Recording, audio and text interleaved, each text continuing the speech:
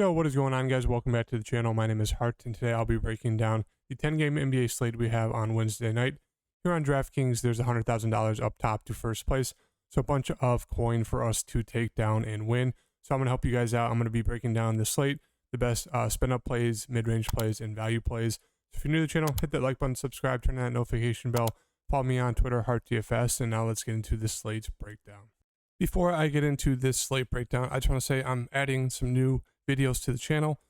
So I will start putting out these slate breakdowns where I go player by player, team by team, the night before the slate. So you guys who like those longer version videos and me breaking down the slate, you can listen to those. And then I'll also be adding a core 4 video where it'll probably be 5 to 10 minutes at most, pretty short, pretty quick, where I'll just be going over my favorite core plays of the day.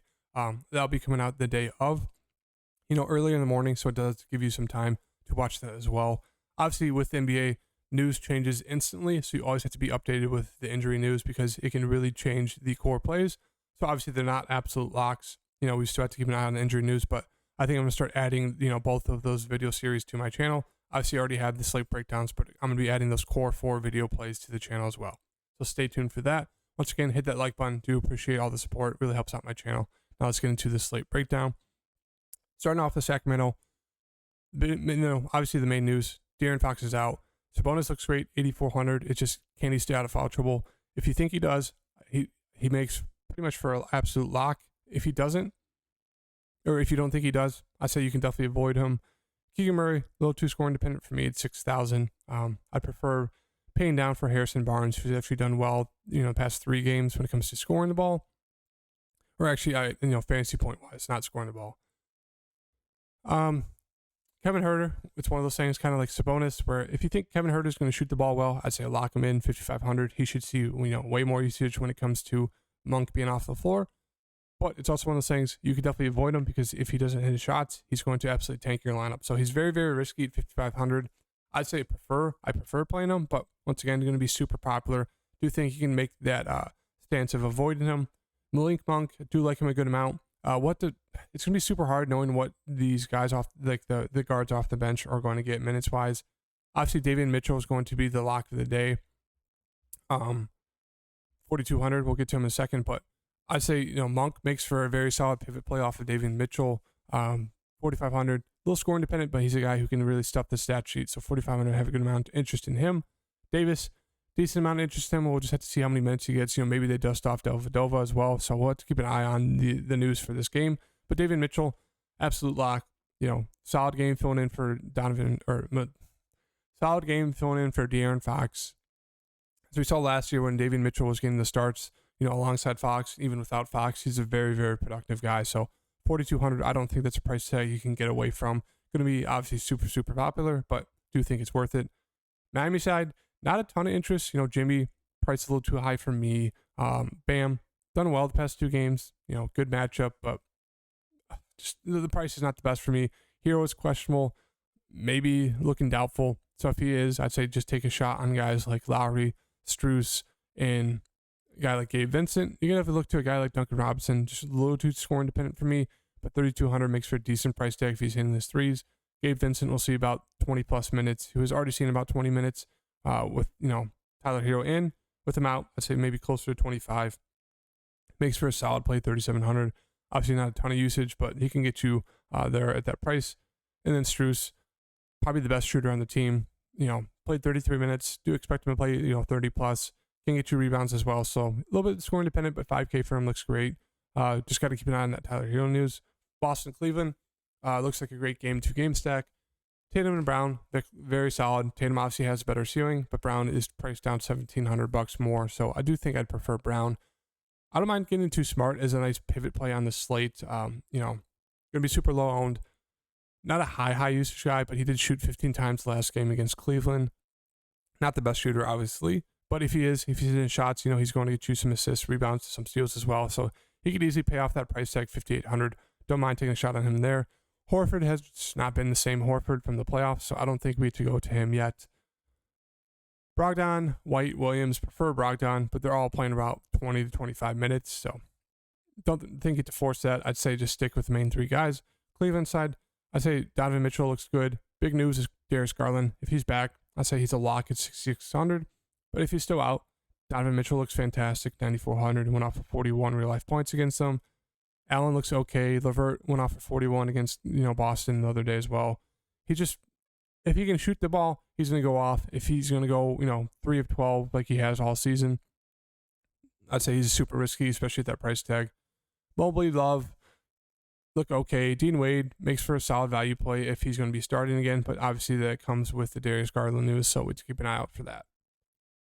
Atlanta, New York Knicks. Trae Young, DeJounte look decent. I say I prefer DeJounte, even though Trae has more of a ceiling when it comes to scoring the ball.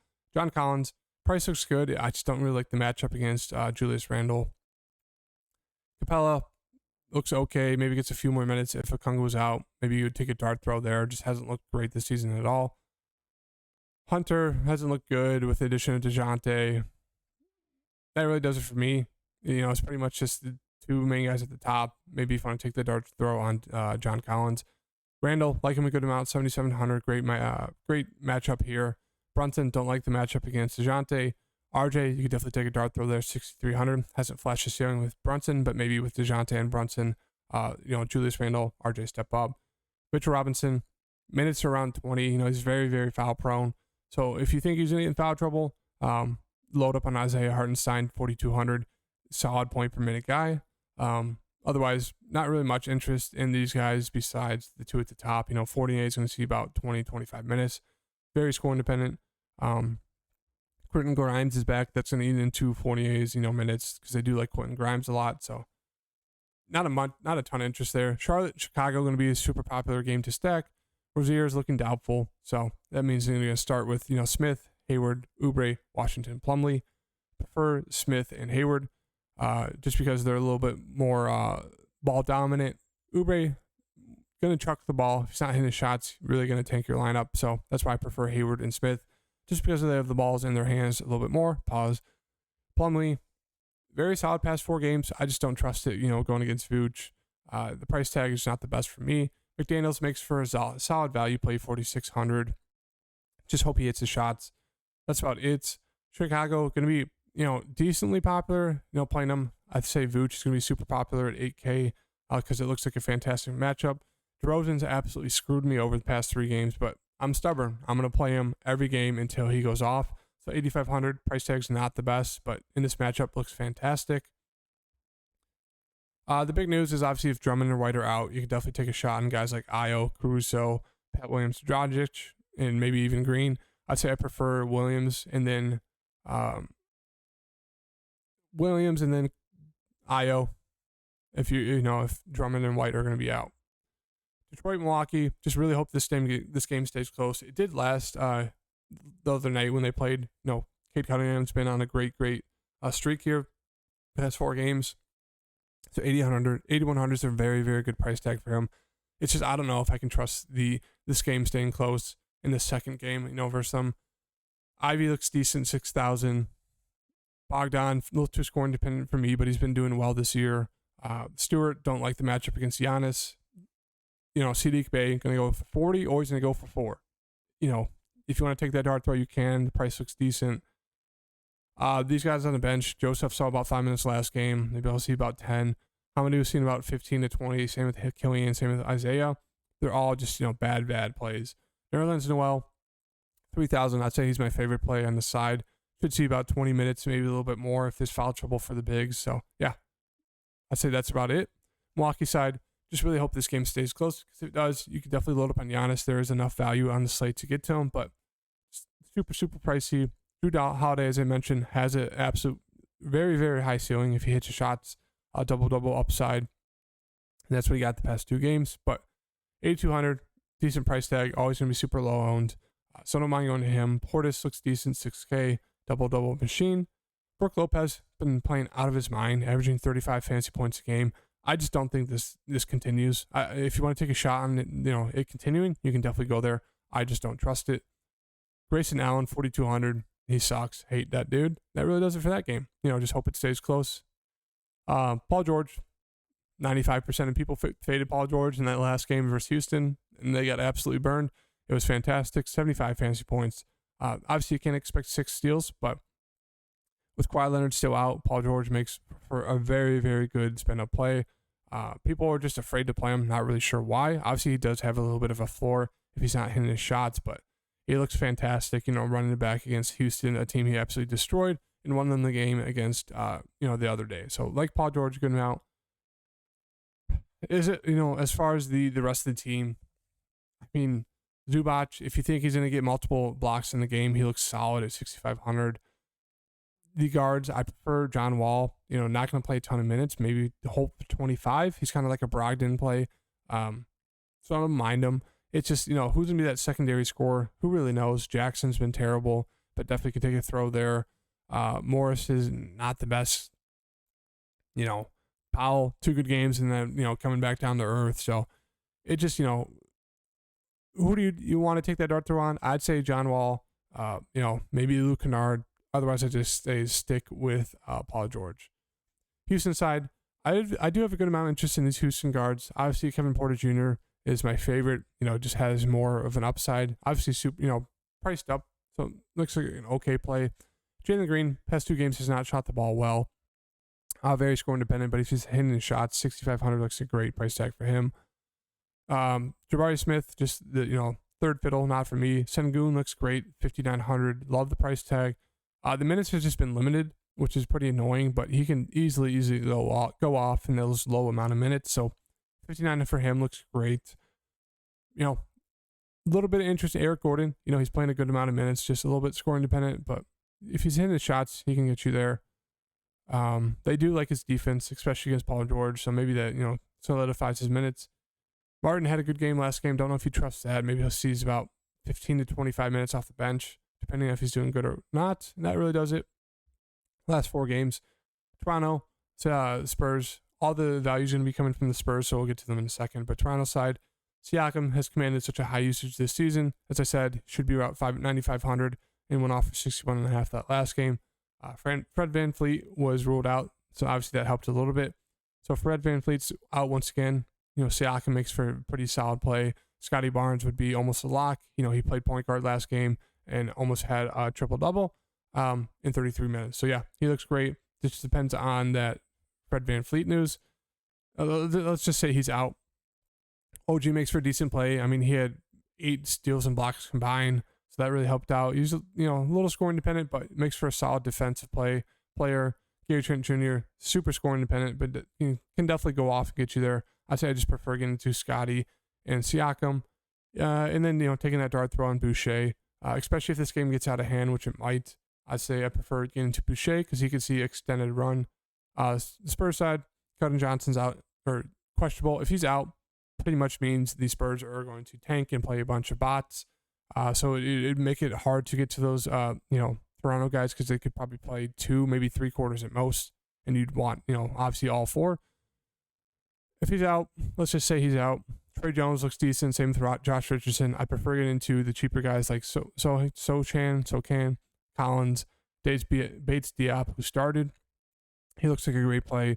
Romeo looks like a solid play. And then Branham looks great at 3,000. We'll have to wait on the news, but I'm assuming they'll probably rule out Keldon Johnson. Vassal's already out. So all that value is going to be coming from this Spurs side. Utah, Dallas.